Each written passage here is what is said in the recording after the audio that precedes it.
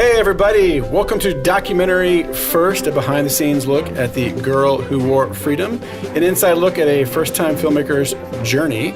I'm your host, Josh Lindsay, also from the Movie Proposal podcast. Today is with me our first filmmaker, Christian Taylor. Hey everybody. And again, as always, our trusty-dusty research extraordinaire, Jason Rugg. Hey there. So today is our second podcast where we're going to get a behind-the-scenes look at The Girl Who Wore Freedom, Christian Taylor's first documentary.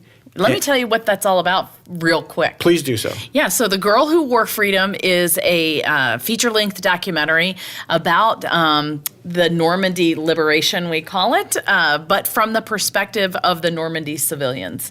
So it's a fresh perspective on this World War II time period, and you know it's really quite moving to hear people who had been occupied by the Germans, liberated by the Allies, talk about what their experiences were. So that's what our story is about, and it's been a very interesting ride for me, and I've learned a lot along the way. So I'm really hoping that through this podcast we can, educate, inspire, and encourage people to do this if they have a story to tell.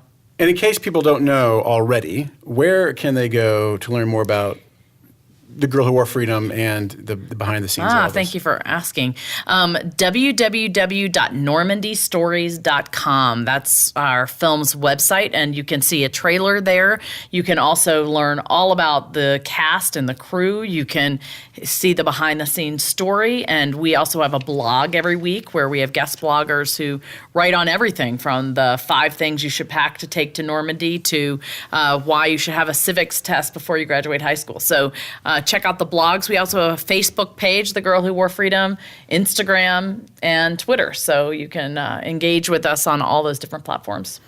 So I want to kick off with a little bit of trivia, but trivia from Christian Taylor and actually Jason and maybe myself.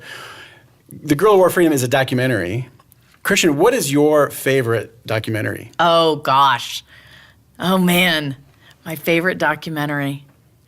Well, I have to say I've really been into the Roosevelts, but that's just because it's recent. So it's been in my... That's quite all right. Yeah. If that's what came to mind. Now, that's a Ken Burns one, right? It is a Ken Burns one. I do love Ken Burns. And where can you see that? So it's on Netflix right now, and there's also my second favorite, or maybe tied. It's 5 Came Back. So 5 Came Back are the 5 directors. Why you're laughing? That was going to be yours. I'm sorry. It's so good. It is so good. I don't know this one. Oh my gosh, you don't? No. Well, you want to tell about it? Go ahead. Yeah, so it's I talked about it in the movie proposal once. I wasn't paying attention. But go ahead. Me either. It's about 5 filmmakers who went off to World War II, volunteered to go be the film units, and they're most of the reason why we have the footage we have from World War II, and it absolutely phenomenal story. And they're Hollywood directors. So Frank Capra, John Hughes, was it John Hughes or Frank Hughes? Houston. Yeah, John Huston. Oh, shoot. Now I'm forgetting their names. I'm looking it up. Howard something. Do you know where we can watch the documentary? Yes, It's on Netflix. Netflix. It's on Netflix. Oh, and basically Netflix. what happens is the Army went to them and said, you need to come and tell these stories for us. They joined up and they took everything that they knew about making films into this military arena, and basically they made propaganda films that were for the armed forces, but also for the public in order to support them. And then you had some that were documenting exactly what was happening. So, for example, the Battle of Midway, if you've ever watched that film, it's shot. I mean, it's for real. It's the real stuff woven into that, story. It was William Wyler, Frank Capra, George Stevens, John Ford, John Huston. Yes. Wow, okay. Yeah, 5 Came Back. Well, Yours? Yes, mine is, it's not World War II related, but it's definitely related to this film, My Date with Drew. Oh, I've never even heard that. Oh my gosh. Now, I've mentioned this one also on the movie proposal, but it is a young, aspiring filmmaker. He moves out to Hollywood, gets some dumb job just to pay the bills. He leaves the Midwest or whatever to come out to LA. He can't, make it in Hollywood as a film director, But he gets this idea. He's about my age, so he's had a crush. He's a Gen Xer. He's had a crush on Drew Barrymore forever. And he gets inspired to try and get a date with her. And back then, you could buy a digital camera from, I think it was Circuit City, and they had a 30-day return policy. So they had no money, so what they did is they borrowed their friend's credit card, bought the camera, had 30 days to film this movie and get a date with Drew, and then they had to return the camera because they had no money, right? So, inspiration by desperation, I guess. And gosh, I wish I would have thought of that. But it is one of the most entertaining, inspiring films. Did he get the date with Drew? I'm not going to tell you what happens. Man, you have to see it. Where do you see this? It's on Amazon Prime. Amazon Prime.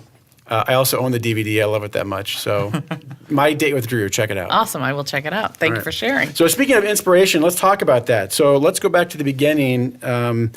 This all goes back to a young guy named Hunter who led you somewhere to inspire you. Yeah. So why don't you share that story? So this is 2015, and I have 4 boys. I'm a stay-at-home mom, but I began working out of my home doing voiceovers and some acting, print modeling, and industrial acting. That was kind of my focus at the time. But one day, Hunter, my son, my oldest son, who was in the 101st Airborne Division, called me and said, "Mom, the Army's sending me to France." And I was like, "What? We're going to France?" And We're invading France. He's like, "No, Mom, you are not going." And I was like, "Oh, you just wait." Yes, I am. So I will never forget, I was sitting in my garage when that phone call came, and I knew there was nothing that could keep me from going to France. I thought at the time that he was going to actually be a reenactor. Like, I just didn't understand any part of this world at all. And I just thought that his group was going to go over and reenact what happened in 1944. And when I asked Hunter, "Well, what happened? What are you going to do?" He said, "I have no idea. I just do what they tell me to do." So when the time got closer, I said, "Well, where am I supposed to meet you?" He said, "Mom, I do not know. I'm just going to have to tell you when I get over there." So the day that I landed, I'd never driven anywhere like overseas. I had only been to Germany back in high school, and I knew no French whatsoever. And so I was petrified. I decided to take my second son, who had just graduated from high school, Jacob, and we went together, flew into Paris, took a train to Caen on the northwestern edge of France, which is technically Normandy. And then we rented a car and drove to Carentan. Hunter told us he was going to be there participating in a parachute drop. And I said, "Well, where is this taking place?" He goes, "I have no idea. You're going to have to find out when you get there." So I was able to figure out how to drive the car. The road signs were a complete conundrum. I have no idea how I got, I think I drove 2 hours or 2.5 hours from Caen to the Carentan. When we got there, I was looking around, and remember, I thought that they were supposed to be reenacting like real reenactors, and I saw this 1944 Willys Jeep with American-looking GIs in there, so I thought, "Oh my goodness, this is them." So I decided to follow them wherever they were going, and they broke down, and I said, "Jake, go find out if we're headed the right direction." So he does. He comes back. He's like, "Mom, they don't speak English. They're French." And I was like, where have I landed? Like, I had France. It was crazy. I was totally. They looked so American, and then we saw parachutes. That's how we found this place. We saw the parachutes falling from the sky, and we headed in the direction of where they were falling. And I see my son and his little unit with a giant Screaming Eagle flag walking through the middle of this crowd.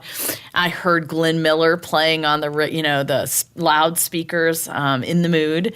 And it was just this surreal experience for a moment, because when I got to this street, I saw these, modern day American soldiers, and then all around them were people dressed as if it was 1944. Wow. And it was just...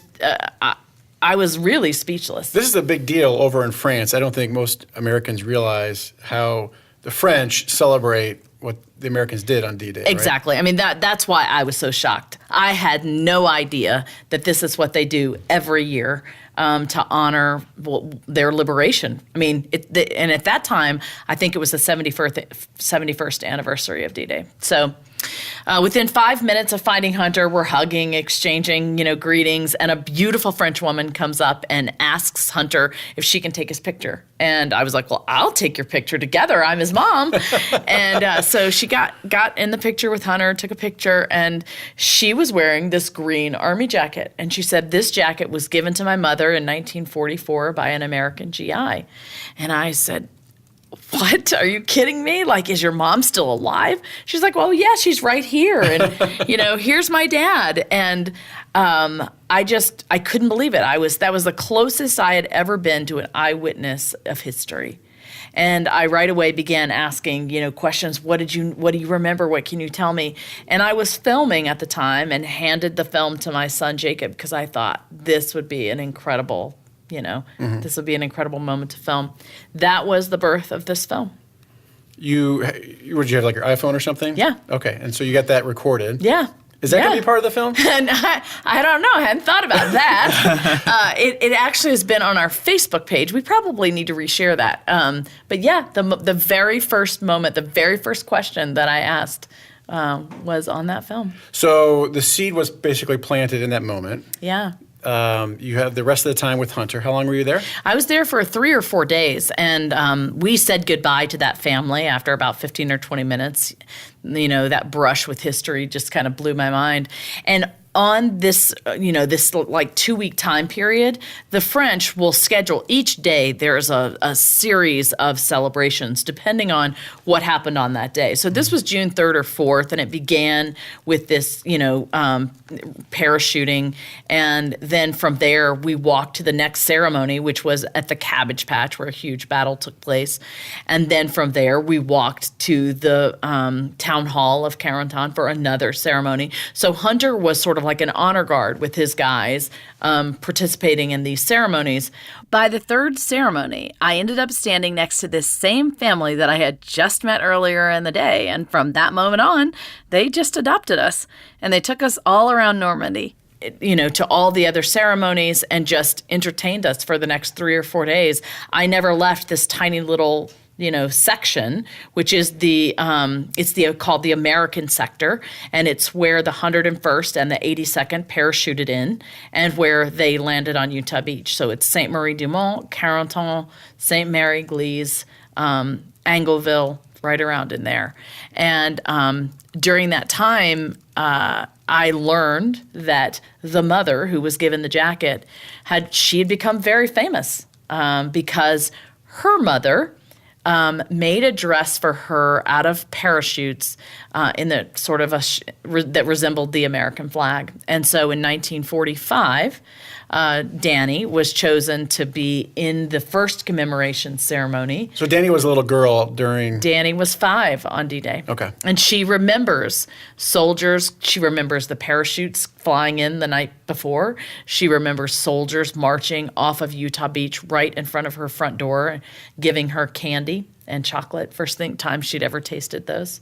So it's pretty powerful. Wow. And then you went back home. Yeah. We're going to hear more of that story later, but then you started putting the pieces together to put the film together. Is that right? Yeah. It took me about a year to figure out, could I do this? How do I do this? It was a lot of research and contemplation and trying to figure out. This would be a great... I want to give a plug for international travel. I always think of my parents because when I was a kid, my mom taught classes for... I'm not going to say the right class, but it's like, women who are pregnant and they want to do exercising. Anyway, they went to the YMCA. My mom taught the class. And it was all these women whose husbands were doctors that had come over from Ireland. And so then my mom became friends with them, and then my dad became friends with the husbands. And then eventually fast forward a few years, my parents, I'm in high school. Several years later, my parents are now in Ireland visiting friends that they made, a few years ago. And so it's just great that I think that you stepped out and had this experience and met these people who we're going to hear more about this and how close you've become to them. And it's led to this awesome journey and this awesome project. So yeah, it's been life-changing for me, but not only from me, for these original French family that I met and all of their friends. Nobody has ever told their story before. So for them, it has just been an incredible journey. To have given them this gift sometimes takes my breath away. I'm sure it does. Yeah. So, there's a lot more interesting things we can talk about next, but we should probably be wrapping up. We're going to try to keep these segments to around 15 minutes, so, little bite-sized chunks. That sounds good. All right. Well, hey, everyone, thanks for listening to Documentary First, where we believe everyone has a story to tell, and you can be the one to tell it. So next time on Documentary First, we'll talk about what came next. We're going to learn all about a special woman named Flo. Thanks again for listening, everybody. Bye, everybody.